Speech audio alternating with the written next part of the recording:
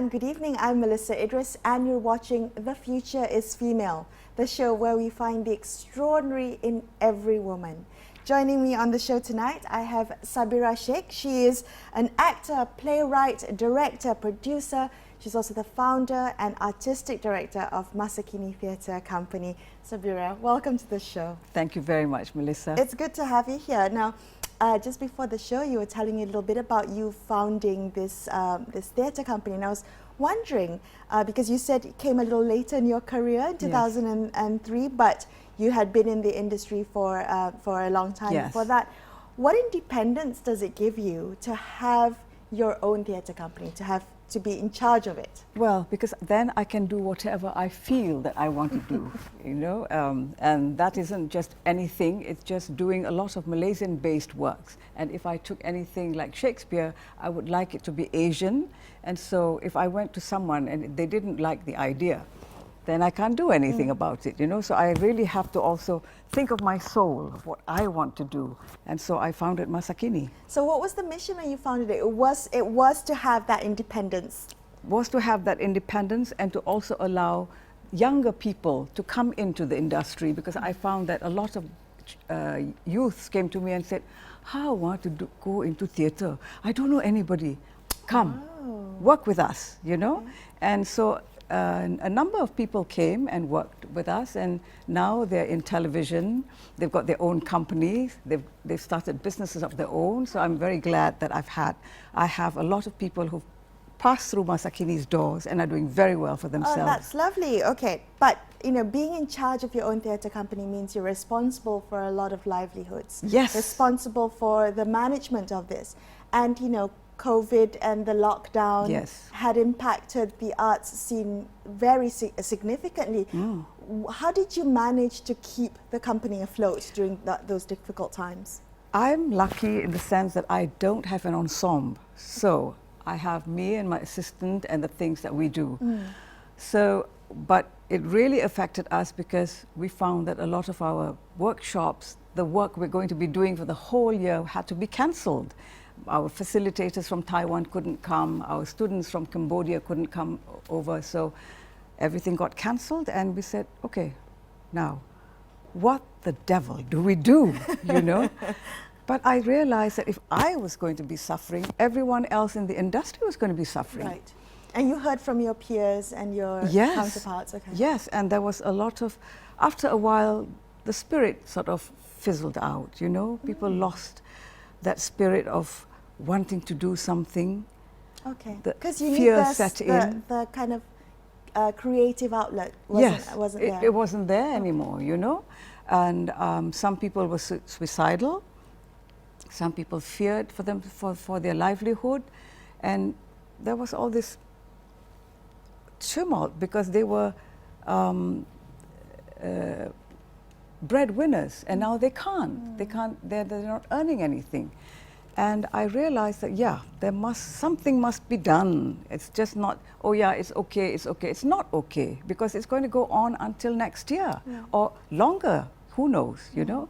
So we had to find ways of finding ways of doing our own work. So I Masakini spearheaded a talk for 3 days on Zoom to find out how companies can start working, how we can do virtual work. Right. And we had a lot of people come in to give ideas, talk about it.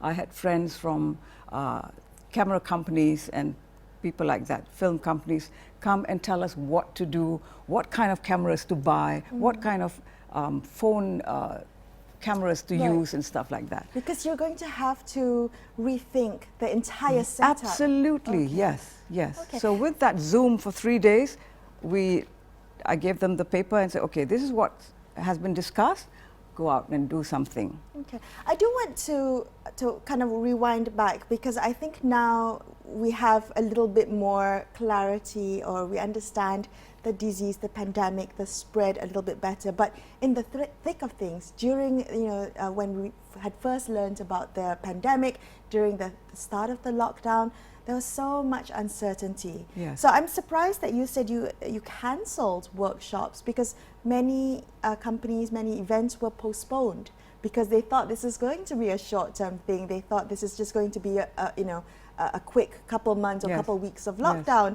How did you come to grips with the fact that this is not a short-term thing? This is going to be at least, the timeline for recovery is going to take a while. Yes. So did you go through that kind of uncertainty of not sure whether you were going to cancel or postpone events or when to invest in this new kind of setup? Did you think that things were going to go back to normal? No, I didn't think that it was going to be just those 3 weeks or that 1 month. So you very early figured out. Already figured out that it's going to be a long-term thing. Okay. And so I said, yeah, I will try and do what I have cancelled this year to August next year. So now I'm not working on stage anymore. I'm doing more things than just the stage. So that'll sustain me and the people who are working with me. Did many of your peers or the people that you used to work with before the pandemic, the lockdown, did they lose jobs? Did they lose income? Were they? Absolutely, every one of us. Everyone. In fact, I was supposed to have had a performance done, and I had 8 actors in it, plus a guy from I was going to mentor a student from America, and his lecturer was supposed to perform with us as well. Right. And so all these things, this learning experience for the Americans, and with my sifu from Italy, all got cancelled. Wow. And they were supposed to earn from this. So can you imagine if I was a little company, what about all the other companies that are doing bigger things than I am, So a lot of people, everybody just suffered this. All right, let's take a quick break, Sabera, but I want to come back and talk about the new realities for theatre companies moving online and what is lost in that experience. Let's come back and continue this conversation with Sabera in just a couple minutes. Stay tuned to The Future's Female.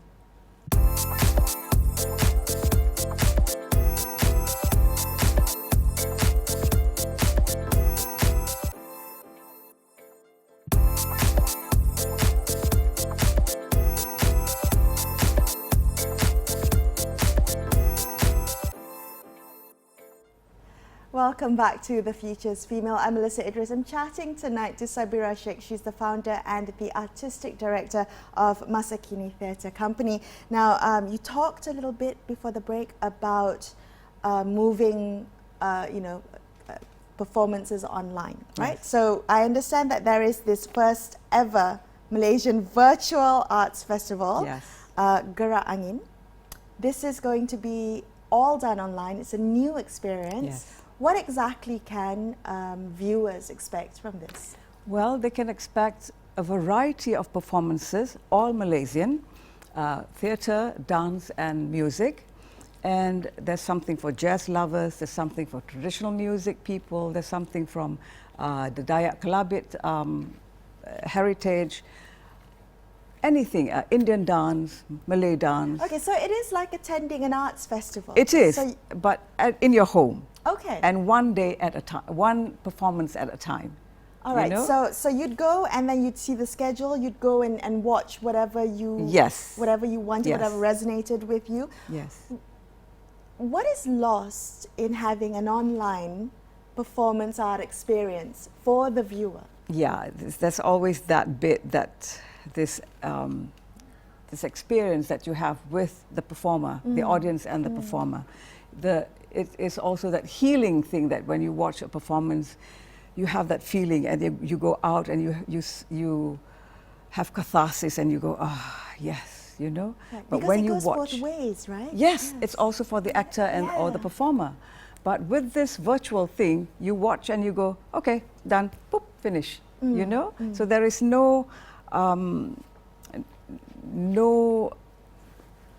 immersive exchange of feelings and stuff like that. So it's a little bit too cut and dried, so you've been, so this is going to be on the 16th of September. September, yes. And you've, probably in the thick of rehearsals at the moment. No, we're shooting already. Oh, you're shooting already. Yeah.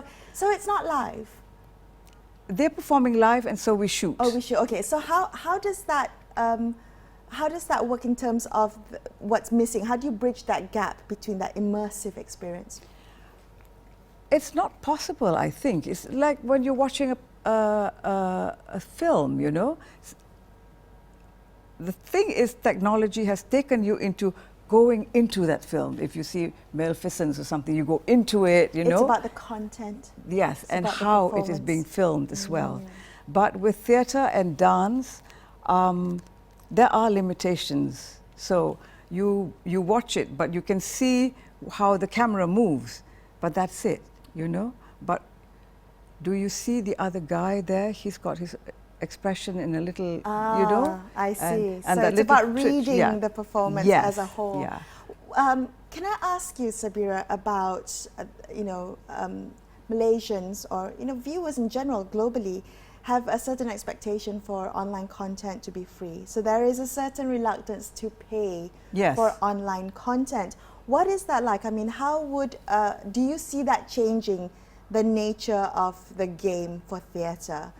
But versus a paid ticket, if you're watching it online, would you pay the same amount as you would in an auditorium?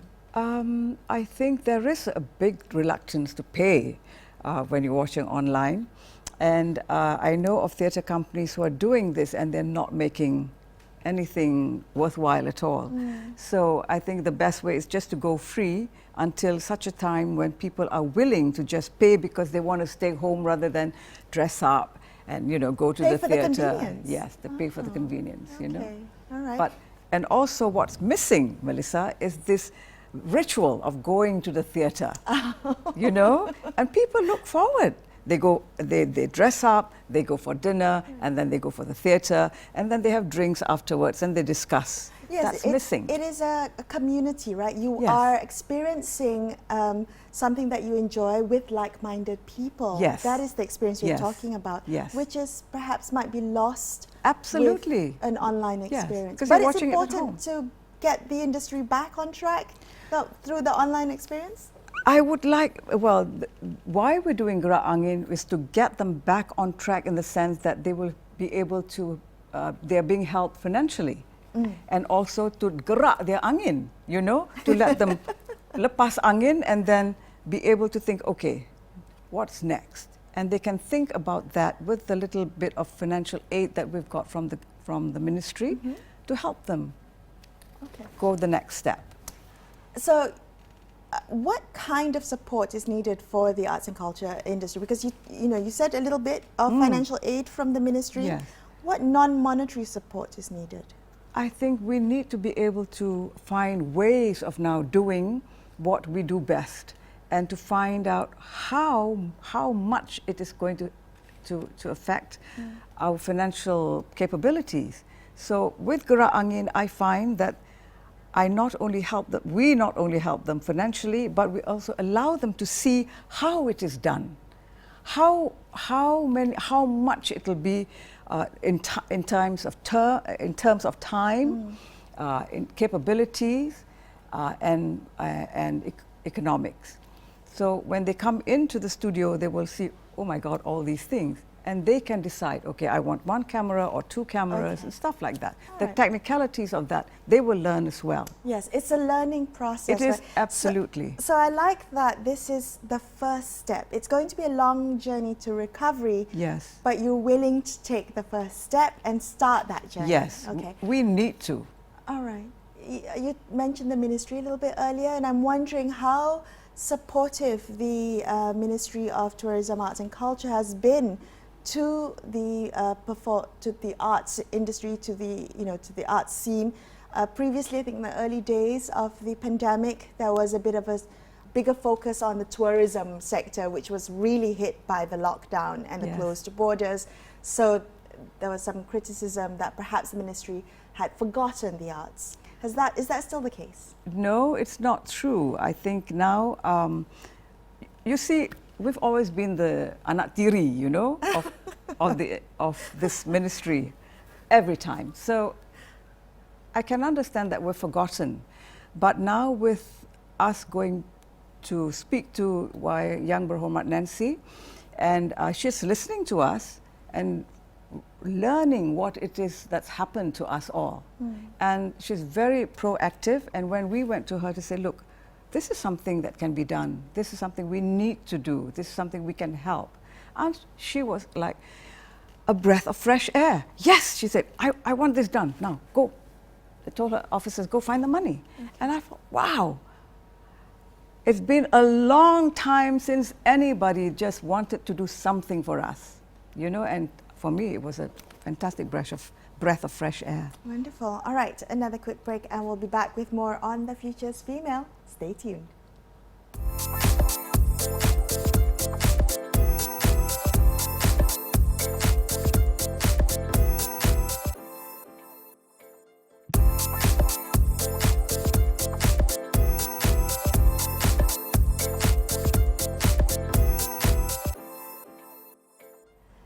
Thank you for staying with The Future is Female. I'm Melisa Idris. I'm speaking to Sabera Shaik from Masakini Theatre Company. Now, you said that the arts is often seen as the anak tiri of the Ministry of the whole landscape of tourism and culture. Why is that? Is it because the arts is not seen as a great economic multiplier like tourism? Well, there is an industry and we do contribute, but I think we've been so downgraded that every time you think of someone as an actor or, you know, but corporates and government don't understand that when you do performing arts, it's not because you just want to perform. It allows for a child to be to become civil-minded, to have self-confidence. These are the things that the arts builds in, and it makes for a civil society. But if you don't understand what the arts does for people, then you will never say, oh, it's something we need. Look at Singapore. I'm sorry, but I have to mention them because they're fantastic. They've done so much for the society. Yeah. They are art lovers. How come in such a short time? And I think very much driven by the government's recognition Absolutely. of marketing arts and making it accessible to people. And I think Singapore's done wonderfully there. Exactly, and I've always said the government has to bear down on the corporates to say, this is what you have to do for the arts. Give them the money. Let them do the stuff they want to do, because in the end, how wonderful it would be for the nation to have so much culture, tradition right there, right. You know, and for people to enjoy. I cannot understand why when I have visitors from overseas, I cannot find anything to show them that is traditional, that is wonderful, because we say, oh, you want to do, you do, like, it's your passion, what? Of course it's our passion. But if you are someone who's a pen pusher without passion, isn't that worse? Yes. Well, you're a very strong advocate for the art of wayang kulit, yes? So talk to me a little bit about how Malaysia has preserved this heritage and, you know, and appreciated it. Is there appreciation for wayang kulit within mainstream society? Mainstream, because they don't understand the language and they get bored in a short while. So what I've done with wayang kulit is to take it to contemporary, to the contemporary scene, and I've made it such that actors act in it as well. So they wear masks and they you know, like this, and they speak, and it's become very modern. But for wayang kulit, although they perform it all the time in Kelantan, they do not have a big audience. Right. And I wish that more wayang kulit could be played in Kuala Lumpur, and to allow people to just enjoy it, maybe at Dataran Merdeka, anywhere, you know, so that it's there for us to appreciate it. But if you want, you have to go to Kelantan to appreciate it, or to, you know, then it stays there. It limits the audience, right? What are you a purist when it comes to that? I mean, now that you have this kind of contemporary version of wayang kulit, do you think that it in any way dilutes the heritage of this wonderful performance? Well, the arts evolve all the time, so I don't think it dilutes, because I love the traditional, I love it. But when I do the contemporary, I still use the techniques of the tradition, you know? to go in and out and to talk and stuff like Sabera, that. So is this a dying art? Is wayang kulit, would you consider it a dying art today? I think it is still now in Kelantan. There are like, I think 14 groups now doing it. I don't think it's a dying art. Okay. It's dying because we don't pay these people well to sustain themselves. Can you imagine 400 ringgit for a performance a night? How do you sustain with that? And you've got how many musicians in a group? And the dalang, 400 ringgit? This is craziness. In the 21st century. Okay, you founded this theatre company. You're in charge. You're the artistic director. How are you trying to make things a little bit better for not just wayang kulit but the arts in general? Well, because of Gerak Angin, I've decided that perhaps the 17 people who are performing in this should then, after this, not just go away, come back, collaborate with one another, find 2 other people to collaborate and research on something that can come out to become a very Malaysian work. Or bring in somebody else. You know, we're not inclusive, we're not exclusive, we're inclusive. So we want others to come in and say, okay, we'd like to collaborate. And if the ministry says, hey, next year Gerak Angin too, then we've got something different to give, you know? So that's what I'm looking at, to stir people to want to work. Right. And in these times, it is best to spend your time researching on something that you can then work, you know, and have something next year.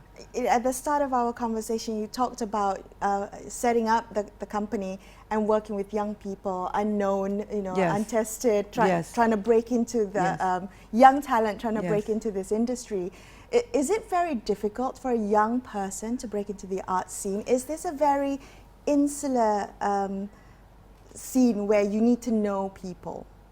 What advice would you give to an aspiring young performance artist who wants to come into the Malaysian scene without the strings that some Malaysian people may society is protocol bound, isn't it? So everywhere. So no, I think young people are finding ways of doing theatre themselves, and there are some young companies out there who are doing their own thing.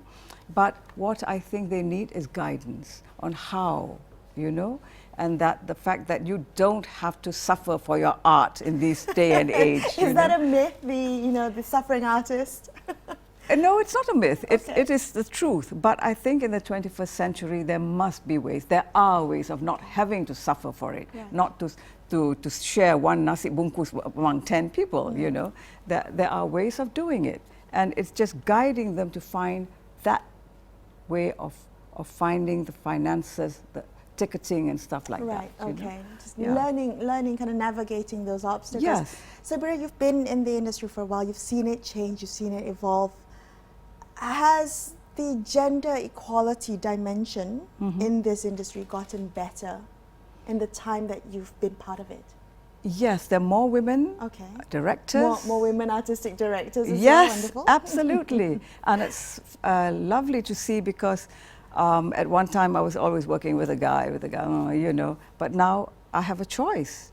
And even overseas I have a choice, because even overseas there's so many more women out there who are directing and stuff like that. So yeah, and we have very good actresses in town as well. So being able to say, hey, could you work with me? You know, stuff like that. Collaboration becomes much easier and much more fun. So what is the biggest challenge for women right now in the arts? I think for all of us, even if it's men or women, or maybe women more than men, is to find the funds to get to do what we want to do, you know? It boils down to funding. Yes. Okay. And the importance of funding the arts, right? Yes, absolutely. Sabera, thank you for Thank you very much, for Melisa. joining me on the show tonight. What a pleasure talking to you. Thank all you. the best with Gerak Angin. Yes, thank you. That's all the time we have on this episode of The Future is Female. I will be back with you same time next week. Thank you so much for watching, folks. Good night.